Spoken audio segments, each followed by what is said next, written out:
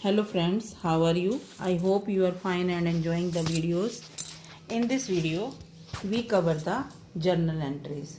But आप लोगों को ये तो पता है कि बिजनेस ट्रांजेक्शन्स क्या होती हैं, क्योंकि मैंने स्टार्टिंग में ही बताया था आपको। बिजनेस ट्रांजेक्शन वो ट्रांजेक्शन होती हैं जिनको आप मनी में मेज़र कर सकते हो, यानी कि पैसों में नापी जा सकती है, और आप उनको अकाउंट्स की बुक्स में रिकॉर्ड कर सकते हो। अकाउंट की बुक्स में मैंने आपको प्रीवियस वीडियो में बताया था कि किस बेसिस पे करते हैं, सोर्स डॉक्यूमेंट के बेसिस पे। तो आगे सोर्स डॉक्यूमेंट के बेसिस पर जो रिकॉर्डिंग की जाती है उसको दो पार्ट्स में बांटेंगे। First is your journal, second is your ledger. तो इस वीडियो में हम जर्नल करेंगे, यानी कि पहला पायदान जिस पर आप लोग चढ़ रहे हो आज। तो जर्नल होती क्या है?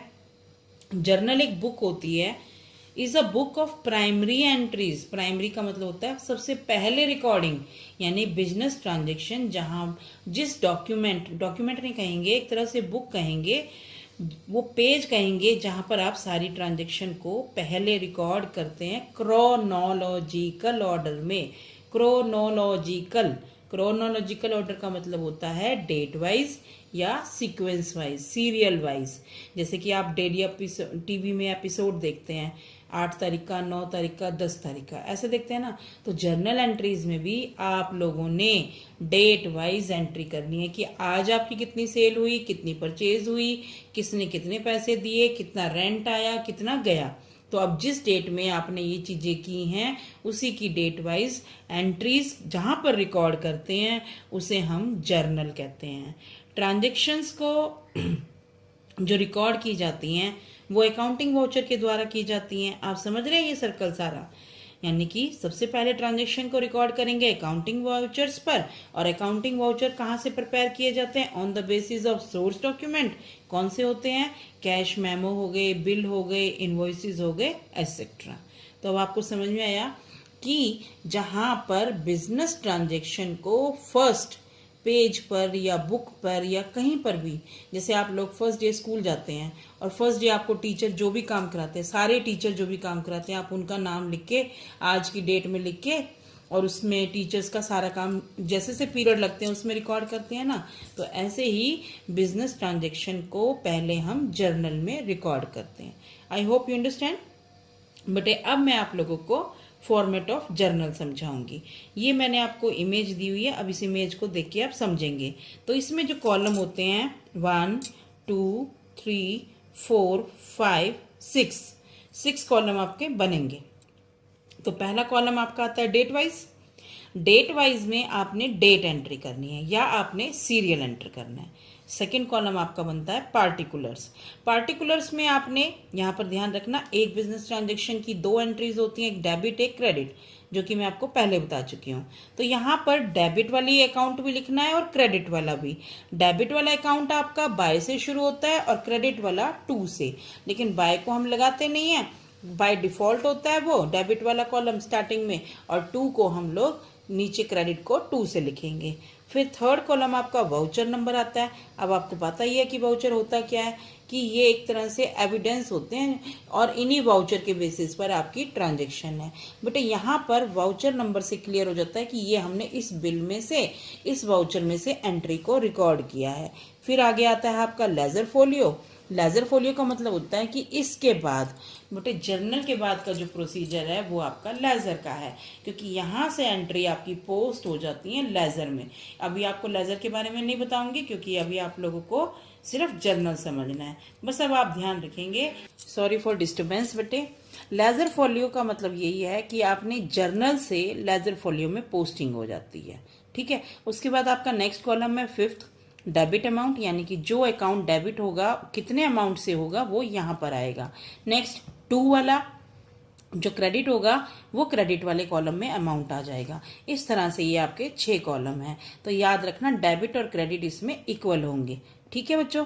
आगे इसके नीचे आप लोगों ने नरेशन लिखनी होती है, जो कि इसमें कॉलम नहीं होते, लेकिन जब भी आप कोई बिजनेस ट्रांजेक्शन को पास करते हैं उसके नीचे ब्रीफ सा डिस्क्रिप्शन दे देंगे जिसमें आप नरेशन बोलेंगे। I hope you understand the format. Now we do the golden rule of debit and credit. जैसे आपको अपनी जिंदगी का ज्ञान लेने के लिए गीता का सार कहते हैं पढ़ने के लिए, वैसे ही आपको अकाउंट्स का ज्ञान लेने के लिए ये गोल्डन रूल्स का पता होना बहुत ज़रूरी है। बेटे प्रीवियस वीडियो में मैं आपको मॉडर्न अप्रोच करवा चुकी थी, इस वीडियो में मैं आपको ट्रेडिशनल अप्रोच भी कहते हैं, जिसे हम गोल्डन रूल कहते हैं। और जिन बच्चों को ये गोल्डन रूल समझ में आ जाते हैं 50% उनको अकाउंटेंसी समझ में आए। 50% क्या बेस, और जिनकी नींव मजबूत होती है उनका मकान भी अच्छा होता है। जिनको ये रूल समझ में आ गए समझो उनको अकाउंटेंसी आ गई। तो बेटे इस अप्रोच के अकॉर्डिंग हम दो तरह के अकाउंट्स में मेंटेन करेंगे। पहला होता है आपका पर्सनल अकाउंट और उसके बाद इम्पर्सनल अकाउंट। पर्सनल अकाउंट जैसे कि नाम से सुनाई दे रहा है आपका पर्सनल, ये अकाउंट आपके ह्यूमन बीइंग से रिलेटेड होता है, लेकिन इसमें ह्यूमन बीइंग भी 3 तरह के होंगे। तो पहला होता है नेचुरल पर्सन, नेचुरल, सेकंड है आपका आर्टिफिशियल पर्सन, थर्ड है आपका रिप्रेजेंटेटिव। अब बच्चे आप लोग पूछेंगे कि मैम 3 तरह के कैसे ह्यूमन बीइंग होते हैं? ह्यूमन बीइंग बेटे एक होते हैं नेचुरल पर्सन, तो वही हैं जो भगवान के घर से जन्म लेके आते हैं, जिनको एक ह्यूमन बॉडी से ही जन्म मिलता है। तो वो कौन होते हैं आपके बिजनेस में? आप सोचो, आप खुद यानी कि मालिक, आप जिनको माल उधार पर सेल करते हो डेटर, जिनसे आप उधार माल लेते हो सप्लायर, ठीक है ना। और जब मालिक आपका अकाउंट पर्सनल यूज के लिए ड्राइंग करता है वो भी तो आपका नेचुरल पर्सन हो गए। एक तरह से अगर हम लोग बात की जाए तो 3 तरह के पर्सन आते हैं। एक होता है आपका डेटर, क्रेडिटर, ओनर। बेटे मैंने इन 3 अकाउंट्स को इसलिए लिया है कि जो डेटर होता है, जिसको आप उधार पर माल बेचते हो, आप किसी व्यक्ति को बेचते हो, तो वो व्यक्ति कहेगा कि मैंने इस फॉर्म से लिया, क्योंकि आपने पैसे उस व्यक्ति से लेने होते हैं ना। सोल प्रोप्राइटर कर रहे हैं हम +1 में, तो उसमें बिजनेस और उस पर्सन का कोई सेपरेट एंटिटी नहीं है, दोनों एक ही से माने जाते हैं। इसीलिए डेटर, जिस व्यक्ति को आप उधार पे सेल करते हो, वो एक फर्म भी हो सकती है, लेकिन वो अभी हम बाद में करेंगे आर्टिफिशियल में। लेकिन यहाँ पर आपने कोई कस्टमर आया आपके पास, अब आपने उसको जानते हो, तो आपने उसकी फर्म के साथ डीलिंग नहीं करी, आपने उसके साथ डीलिंग करी, तो वो आपका डेटर हो गया। और किसी फर्म की बजाय आपने किसी व्यक्ति के साथ डीलिंग करी है, वो आपका क्रेडिटर हो गया। फर्म भी हो सकती है, लेकिन डेटर और क्रेडिटर आपके नेचुरल पर्सन है, यानी कि जो व्यक्ति जन्म लेते हैं ह्यूमन बॉडी से, उनके साथ जब आप डीलिंग करते हैं, मालिक हो गया, तो उसका कैपिटल अकाउंट और ड्राइंग अकाउंट बनाते हैं, तो ये आपके नेचुरल पर्सन है। तो इसमें यहाँ पर आपका पर्सनल अकाउंट का ट्रीटमेंट किया जाएगा। इसका रूल अभी बताऊंगी, पहले आप लोग करेंगे अब आर्टिफिशियल पर्सन कौन होते हैं।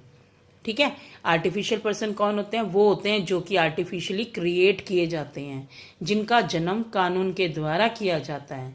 वो कैसे होता है? उसका भी एक लीगल प्रोसीजर होता है। ऐसे नहीं है कि आप लोगों ने सिर्फ में लिख दिया कि आर्टिफिशियल पर्सन है। जब कोई बिजनेस को आप रजिस्टर्ड करवाते हैं या कोई कंपनी को रजिस्टर्ड करवाते हैं अंडर द पार्टिकुलर एक्ट, अगर आपने बिजनेस में पार्टनरशिप को कराना है तो 1932 एक्ट के तहत उसको रजिस्टर करवाएंगे, तो वो फर्म आपकी लीगली तरह से कानून भाई, जैसे उसकी स्टैंप लगाना, उसके सिग्नेचर होना, तो वो कानूनी तौर पर एक व्यक्ति का काम करता है। तो इसीलिए हम उन्हें आर्टिफिशियल पर्सनल अकाउंट कहते हैं। तो इसमें जैसे मान लो राम एंड सन फर्म हो गई, हिंदी एंड ब्रदर लिमिटेड हो गई, तो ये एक तरह की फर्म जो होते हैं वो भी पर्सनल अकाउंट के तहत आती हैं। तीसरा है बेटे आपका रिप्रेजेंटेटिव पर्सनल अकाउंट। जब कोई अकाउंट एक पार्टिकुलर ग्रुप को रिप्रेजेंट करता है। अब जैसे मान लो आपकी क्लास का मॉनिटर है, या जैसे एक मॉनिटर क्लास को रिप्रेजेंट करता है, तो आप उस मॉनिटर, अगर आप उस मॉनिटर को करते हैं तो वो रिप्रेजेंटेटिव हो गया ना। तो मॉनिटर का अकाउंट अगर बनाएंगे तो वहाँ पर पर्सनल अकाउंट। अब यहाँ पर हम बिजनेस की बात करें बेटे, तो बिजनेस लैंग्वेज में, तो जैसे मान लो आपने कोई एक्सपेंस है, कोई खर्चा है, वो पेमेंट नहीं की उसकी, तो वो आउटस्टैंडिंग होती है। अब जैसे मान लो आपने अपने एम्प्लॉयज़ की सैलरी नहीं दी है और उसकी सैलरी देनी है, या जैसे मान लो कि आपकी फैक्ट्री में 50 वर्कर हैं, 50 में से अभी 10 वर्कर ऐसे हैं जिनकी सैलरी की पेमेंट नहीं हुई, तो आप उन 10 वर्कर की सैलरी की कितनी भी सैलरी बनती है उस सैलरी अकाउंट में डाल देते हैं कि salary account debit to outstanding salary, ऐसे करते हैं ना, तो वो रिप्रेजेंटेटिव किसको हो गई, सैलरी अकाउंट को। तो आउटस्टैंडिंग एक्सपेंसेस और इसी तरह से एडवांस खर्चा जिसे हम प्रीपेड बोलते हैं, ये दोनों ही आपके रिप्रेजेंटेटिव पर्सनल अकाउंट में आएंगे। Now we come to the rule of personal account. तो इसका रूल क्या है, याद रखना बच्चों। पर्सनल अकाउंट का debit the receiver, credit the giver, यानी कि जो व्यक्ति रिसीव कर रहा है अमाउंट को या किसी भी चीज को, उसको डेबिट करना है, और जो दे रहा है उसको क्रेडिट करना है। I hope you understand this rule. Now we comes to the impersonal account, जो कि मैंने दो पार्ट्स में बांटा हुआ है, रियल अकाउंट और नॉमिनल अकाउंट। पहले हम लोग करेंगे बेटा real account belong to the assets of the firm, यानी कि प्रॉपर्टी, मालिक उस फर्म की कितनी प्रॉपर्टी है, कितनी उसने खरीदनी है, कितनी बेचनी है। इसमें आप लोग plant and machinery, land and building, cash, bank, debtor, इन सबको इंक्लूड कर सकते हैं। वैसे मैंने आपको स्टार्टिंग में बताया था कि अकाउंट्स को हम दो पार्ट्स में बांट सकते हैं, तो जिसमें फिक्स एसेट्स और करंट एसेट्स। बट इस दोनों में कोई फर्क नहीं है रूल में।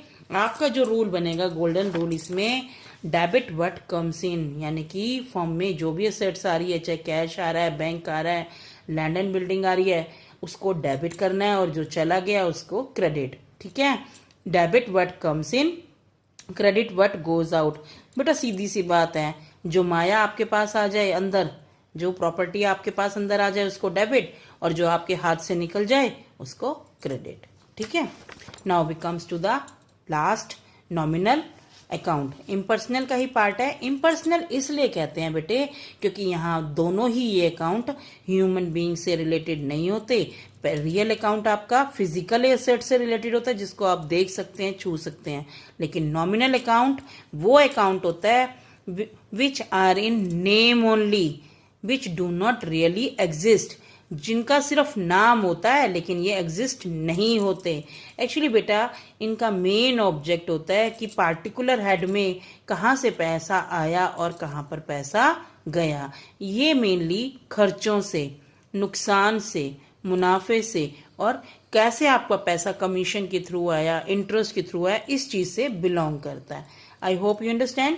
और इसका गोल्डन रूल क्या है, debit all the expenses and losses, जितने भी खर्चे हैं, नुकसान है, उनको डेबिट करो, क्रेडिट करो all the income and gains. But सीधी सी बात है, क्रेडिट का मतलब आपको मिलना चाहिए। इस रूल के अकॉर्डिंग क्रेडिट का मतलब होता है कि आपने जो भी काम किया, जो भी मुनाफा कमाया, वो आपके हिस्से में आपको रिप्रेजेंट करेगा क्रेडिट, यानी कि आपको इसका श्रेय मिलना चाहिए। और डेबिट, और जो भी खर्चे हुए हैं, नुकसान हुए हैं, उसका डेबिट करना है। I hope you understand all the concept of golden rule. This is very important, and for practical I will provide you next video, ताकि आपको और प्रैक्टिकली अच्छी तरह से समझ में आ जाए। लेकिन उसके लिए आपको मुझे सब्सक्राइब करना पड़ेगा मेरे चैनल को। ठीक है, ओके, थैंक यू।